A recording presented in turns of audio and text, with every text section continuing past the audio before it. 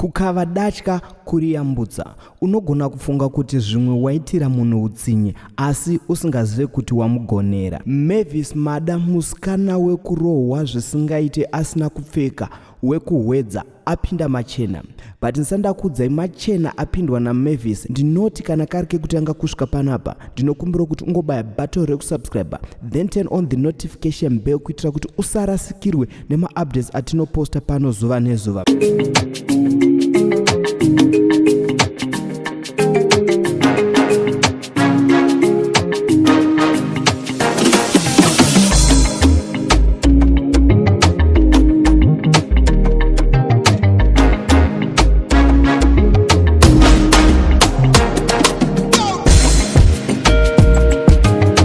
So nyaya yandadzoka nayo muzuva ranhasi inyaya yemusikana wekuhwedza uyo airohwa nevamwe vakadzi kusanganisira nevamwe vasikana asina kupfeka, akarohwa zvakaipisisa.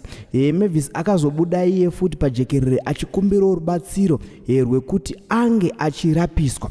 But muzuva ranhasi Mavis apinda machena, aofwa iye nurse aid course by Pacific Hospital.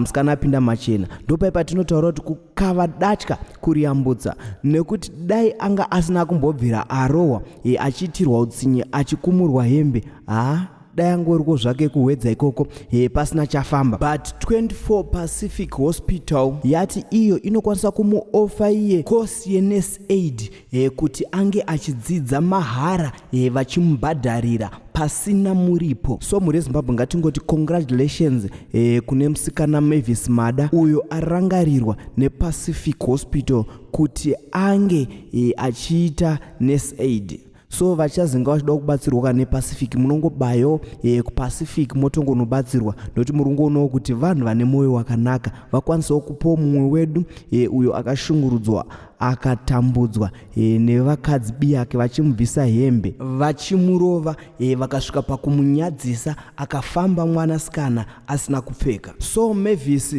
anonzi iye anga akanyora O levels dzake 2 years ago, but haana kunge achipasa O levels yake.